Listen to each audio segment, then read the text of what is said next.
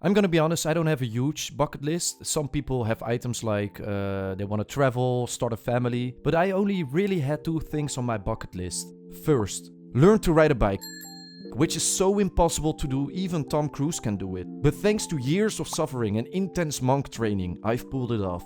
Second, witness Rachel Zegler with my own 2 eyeballs star in the live-action remake of Disney's iconic first ever animated movie released in 1938 called Snow White and the 7 Dwarfs. I guess I can say now, dreams do come true, people. And oh boy, did the outcome not disappoint. The amount of popcorn I've consumed in the past 2 years following this specific story is absolutely unmatched. But the outcome did disappoint Disney, but what did they expect really? You are so dumb! This live-action remake flopped harder than the Ellen DeGeneres comeback attempt. The trailers for this movie will go down with one of the highest, if not the highest number of dislikes in YouTube history. It has a 1.6 IMDb rating and scored 40% on Rotten Tomatoes. The estimated total cost for this movie is $410 million, and it's expected to suffer a loss of approximately $115 million. All thanks to Disney's woke politics, but mostly the insufferable woke actress that didn't respect and knew the original movie to begin with, who turned out to be an absolute PR disaster because she couldn't help opening her mouth at any given moment and made the situation significantly worse every time she did. She's very smart. So, I went to the cinema and paid €12.50 to see this movie. But shit, I'm not even gonna lie, it really hurt to do so. This is not even a joke. If I would have thrown my money in the local lake and watched it sink slowly as I waved it goodbye, I would have actually felt better about spending my money that way. I just don't like giving it to companies, especially movie studios, that don't respect their audience and are not deserving of it at all. But I did it, so you don't have to. All at the small price of my mental health. I was never the same person anymore after I walked out of the cinema. The happy, joyful guy I once was turned into an empty, soulless shell with an eternal dark void filling his heart, wondering what the point is of this insufferable, hollow existence. I now question everything. What's the point in life? Why am I even here? Is the Burger King better than McDonald's? The voices won't stop. There's too much weight on my shoulders. There's so much pain. Help. Close your eyes and pretend it's all a bad dream. It's too much. I love that description. I just mean that it's no longer 1937. Not going to be saved by the prince. She's not going to be saved by the prince, and she's not going to be dreaming about true love. She's dreaming about becoming the leader she knows she can be, and the leader that her late father told her that she could be if she was fearless, fair, brave, and true. So let's get into the movie review then, shall we? We follow the story of Snow White, a princess with lips red as the rose, hair black as ebony, and skin white as snow. The original Snow White and the 7 Dwarfs animated movie portrays a story that highlights friendship and shows that true beauty comes from within. It warns against the dangers of jealousy and vanity, as the evil queen's obsession eventually leads to her downfall. Ultimately, it promotes the idea to be kind and that good will always prevail. And if you ask me, these sound like some highly valuable lessons to teach our youth. Fuck, I might even get emotional thinking about it, you know? Now imagine pitching this idea at a Disney's writers meeting.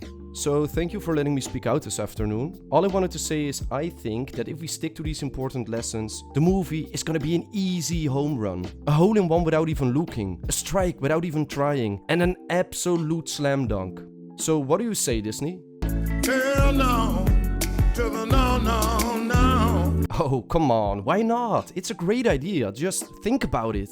We pair these values with the original love story, where Snow White hopes for true love to come and find her, and they live happily ever after. I mean, everybody loves a good love story, am I right? Not to mention, this is Walt Disney's firstborn baby. The man, the myth, the legend himself resisted prequels and remakes because he did not want to diminish the original's legacy and considered the story complete. It would be extremely rude to shit on his legacy. Besides, you know how people have been reacting lately to certain changes. So I ask again, what do you say, Disney?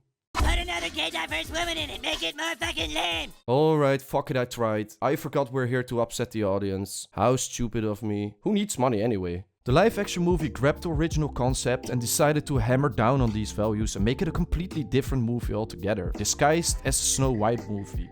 This movie's main focus is about rising up against the evil queen and becoming the true, brave leader she is destined to be. Seriously, how fucking hard is it to just grab a movie that already proved to work, recreate its magic, and let the story be? The first few minutes of the movie already set the bar for everything you can expect to come later. Oh shit, here we go again. The original kicks off with Snow White standing by the wishing well, singing a song about hoping for true love to come and find her. Well, this movie kicks off with a garbage song about Snow White becoming the fearless, fair, brave and true leader that she's destined to be, who will lead with an open heart. It highlights the idea of unity and that the land and its bounty belong to everyone who cares for it. What do you mean by that? And you can bet your ass a lot more of these songs are about to follow, most of which are the same woke garbage with the same empowering message, with an exception of a few familiar songs from the animated movie. Rachel doesn't do a bad job at singing the songs at all, which is the least you can expect from someone who takes on this role. On top of that, and I hate to admit it, but if you look through the terrible, unlikable person that Rachel is, which is a whole new Mission Impossible movie on its own, you can tell that her acting isn't absolutely garbage. The same can't be said about Wonder Woman, who takes on the role as the evil queen in this movie. Now let's get this out of the way first. While I do like Gal Gadot, she just isn't a great actress. I'm sorry, but she just isn't. Throughout the movie I was hoping to see a wide range of acting skills displayed, the kind of over-the-top display you can expect from a Disney villain. However, it never happened. I even skipped to the very end of the ending credits and hoped to find it there in one of those secret post-credit clips. But nope, wasn't there either. It is what it is. It is what it is. The only time she delivered a slightly better over-the-top performance is whenever she had to sing one of her awful songs, where they made sure to compensate for her inability to sing with the more over-the-top performance that was missing throughout the entire movie, and some supreme voodoo magic sound design. The plot of this movie is one big directionless mess. It all started with shifting the main thread throughout the story from a love story to focusing on empowerment. But due to all the backlash the movie received, they decided to do endless reshoots, resulting in half-baked plots, characters that are not firmly established or established at all, and a movie that drags on longer than necessary. As you know, Snow White's mother, the queen, falls ill and passes away. Her dad remarries the evil queen, who wastes no time and grabs as much power as she can. She sends the king away to protect the kingdom from a threat from outside the southern borders. However, little does the king know, it's all a trap to get rid of him. But do not worry, before the man goes off towards his inevitable demise, he makes sure to bless Snow White with one final empowering song. I don't like where this is going. A song where he hands Snow White a necklace with the inscription fearless, fair, brave, true. He asks her to hold it close till he returns to her. But hey, guess what? He did not return. Snow White, now locked behind castle walls, gets a run-in with the prince for the first time, where she catches the prince in the act of stealing food for his friends. Now, why would a prince be stealing food for his friends, you ask? Because in this movie, the prince is not a prince, but he's degraded to a mere captain of the bandits by the name of Jonathan, who claims to be acting in the name of the king. She asks the prince, bandit, to put the food back, which he does not, by the way. Naive as Snow White is, thinks the queen may not be aware of the people's desperation, and says she will talk to her. You can already picture how this conversation went. The queen, merciless as she is, makes sure to bash the message of the movie, insulting Snow White for being opinionated, and starts insulting her necklace. The audacity. The prince of all bandits now gets brought in, and gets a punishment that far exceeds his crime. Snow White begs the queen for mercy, but gets reminded one last time to not become the beautiful butterfly she's meant to be. So, surprise surprise, she sings one more empowering song, Another one. asking herself if she will be led or become a leader, and sets Jonathan free. For now we can completely forget about Jonathan, because he's literally irrelevant until the second part of this movie. All of Andrew's scenes could get cut. Who knows? It's Hollywood, baby. Fast forward, the mirror tells the queen Snow White is now the fairest of them all. So she orders the huntsman to go pick apples with Snow White and murder her. It must have been really hard for him to resist, but in the end, he can't make himself do it and urges Snow White to flee into the woods, where she befriends the animals, who lead her to the dwarf's cottage. Because Snow White's kind and pure nature makes her beloved by all people, but also beloved by the animals. Hard to picture this person being beloved by everyone, but what do I know? I'm probably just a sexist, fascist spoon that should just consume this junk food and be happy. Now you get it, yeah. Anyway, this is the point where we meet the dwarves. And unlike the original Snow White, the CGI dwarves don't get enough screen time to make their different personalities shine through, and how they make a strong connection with Snow White over time. This isn't surprising though, since the second movie within this movie has to happen later. This isn't just a Snow White and the Seven Dwarfs movie. This is Snow White, the 7 terrific CGI dwarfs, the Walmart Robin Hood, and the Diverse Bandits movie. There's only 2 dwarfs we really get to see. One of which is Grumpy, who originally acts unfriendly towards women, but in this movie simply distrusts humans and wants to avoid any bandits or trouble at their home. Over time, he warms up to Snow White. And then there's Dopey, who is the odd one out, who doesn't speak. Not because he can't, but because his character was intentionally designed to add a unique and charming quality to the story, where his expressions make him the innocent and playful character that he is. In this movie though, he is silent because he's afraid to express himself, because he's always the one getting picked on by the other dwarfs. The whole dwarfs part is about empowering Dopey and teaching all the dwarfs to get along. I can hear you thinking, if these dwarfs lived together for 274 years, wouldn't they have created an unbreakable brotherly bond? I would say so. Think again, fool.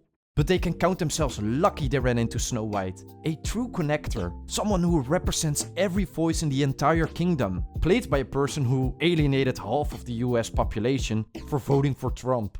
And if you disagree with this sentiment, just hit the unfollow button. I don't need your business. Thanks. A fight among the dwarfs eventually breaks out and the dwarfs mess up the whole house. Everything's destroyed, blood and corpses everywhere, kill streaks on top of kill streaks, airstrikes and explosions left and right. Total bloodbath. The fight breaks up when a bowl of food lands on Dopey's head, and they all start laughing at him, causing Dopey to walk out of the house to wallow in his sadness outside. This gives Snow White a reason to talk to him and teaches him to express himself by whistling. It concludes with the Whistle While You Work song, where Snow White puts the dwarfs to work to clean up their mess, teaching them how good and fun it is to start working together and get along. The moral of the story comes down to this: Snow White brings the dwarfs closer together and they create a connection with her over it. While in the original movie, Snow White enters the home and sees how dirty everything is. She figures, well, maybe orphans live here and they don't have a mom to clean it up for them. So together with the animals, she cleans up the house and takes on a mother role in the hopes to benefit from a place to stay. While the dwarfs in turn benefit from her taking care of the house, cooking and even tending their physical and mental well-being, such as when she encourages them to take a bath. Eventually the dwarfs grow to love her for it, and even Grumpy goes through visible change throughout the original movie, from not liking her to secretly warming up to her and finally to loving her as well. Unfortunately, this character's development is portrayed somewhat mediocrely in the live-action version. It's not clever, it's not sexy, it's bad writing. Now that the dwarfs are best friends again, Snow White remembers the main quest we've never got to hear about before. But it's needed in order to progress into the second part of this movie. Find the bandits that claim to be fighting in the name of the king. She must have been thinking to herself, you know what? My father, he might actually still be alive, you know? I mean, the queen has lied about things before, so hey, maybe she hasn't been honest about my father's death too. Totally makes sense. Now, on her new main quest, she takes off into the forest searching for the bandits and conveniently runs in with their captain, Jonathan. They sing a song where Jonathan voices his pessimism about the unfair world where you gotta adapt to survive, while Snow White counters with a message of hope. Maybe it's just me, but during these types of scenes where she holds the moral high ground, I feel like you see Snow White taking on the role of Rachel Zegler instead of the other way around. Like she almost enjoys it a little bit too much, rubbing it into his face. Something about that woman just doesn't seem right. The other bandits are nothing more than a diverse group with no personality at all. But I guess being diverse is a personality of its own these days, so I guess I'm in the wrong here. But yeah, all the bandits are literally a bunch of irrelevant filler extras without any lines. It's bad writing. Except for this one guy called Quick, who introduced himself as the master of the crossbow, but uses a catapult. Remember this small detail, by the way, it's part of his character development. The Queen's soldiers now show up and Jonathan tells Snow White to flee. But who does this man think he's talking to? This is the Snow White empowerment movie, bitch. So in her first act of bravery, she steals a horse, takes aggro and successfully lures the soldiers away. Then rubs in his face how she is awesome and he is not. They share a wholesome moment where Jonathan expresses how inspired he is by her, and he admits that he forgot what it was like to have hope, right before he jumps in front of an arrow that was meant for Snow White. He gets taken to the dwarf's cottage to patch him up, but the dwarfs end up arguing with the bandits because they don't want to help their kind out. Then Snow White gives a speech so inspiring, it changed the trajectory of my life. a speech about uniting instead of letting them divide us, saying that if we are able to look past our differences and give up our meager scraps, we can inherit the land that was meant for all of us.